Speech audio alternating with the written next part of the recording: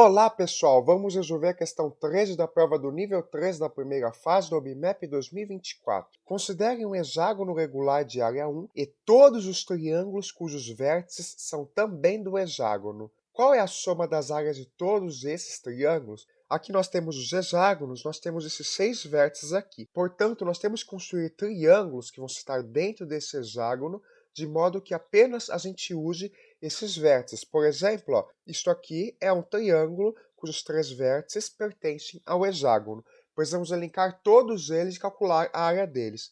Para poder calcular a área desses triângulos, nós precisamos tentar adotar uma estratégia para não perder tempo tentando descobrir as alturas e as bases dos triângulos. Portanto, observe o seguinte: eu posso pegar esse hexágono e dividir ele em 6 triângulos equiláteros menores. Agora eu tenho 6 triângulos equiláteros. Como a área total do hexágono é 1, a área de cada um desses 6 triângulos vai ser 1 dividido por 6.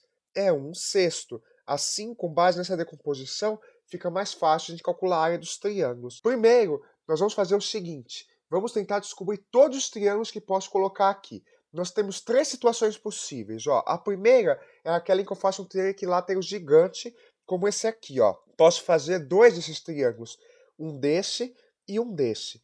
Observe que esses triângulos aqui, se eu fizer a divisão aqui, ó, se eu quebrar aqui no meio, a área desse triângulo equilátero grande que eu fiz aqui vai ser exatamente metade da área total do hexágono. Portanto, nós já sabemos que a área desse triângulo aqui é metade da área do hexágono. Se o hexágono mede 1, a área desse triângulo aqui vai ser metade, meio. Podemos também juntar 3 vértices consecutivos desse hexágono e formar, por exemplo, triângulos isósceles como esses aqui. Agora observe que para calcular a área desse triângulo, a gente pode fazer aqui aquele triângulo equilátero grande da outra imagem imaginário aqui. A gente sabe que esse triângulo maior tem metade da área do hexágono e sobrou aqui, ó, 3 triângulos dessa forma que são iguais. Portanto, esse triângulo aqui, a área dele é metade dessa área que é formada por 3. Portanto, a área desse triângulo é 1/3 desta metade aqui. 1/3 de meio corresponde a 1/6. Isso significa que a área desse triângulo aqui corresponde a 1/6 da área do hexágono. Mas temos uma terceira composição, na qual nós podemos pegar 2 vértices e um terceiro vértice pulando o outro. Nós vamos ter esses triângulos retângulos aqui. Fazendo uma composição desse tipo, nós temos um total de 12 triângulos possíveis. Vamos calcular a área desses triângulos, ó. Nós temos esse triângulo e nós podemos montar a partir desse triângulo um outro triângulo aqui, por exemplo, esse aqui.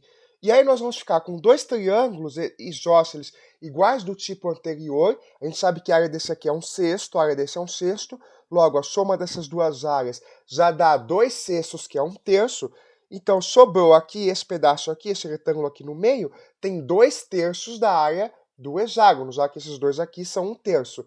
E aqui eu tenho metade de 2/3, que esse triângulo aqui é metade de 2/3. Então, meio vezes 2/3 corresponde a 1/3. E nós temos um total de 12 triângulos dessa forma. Vamos agora analisar, juntar as informações que a gente obteve para calcular a soma das áreas de todos esses triângulos. Temos então 2 triângulos equiláteros desta forma aqui, cada um que mede meio de área, mais aqui nós temos esse triângulo isósceles aqui, no total temos 6 deles, e cada um deles mede 1/6 com área, e finalmente, esse triângulo retângulo aqui, nós temos 12 deles, e cada um desses 12 possuem área 1/3.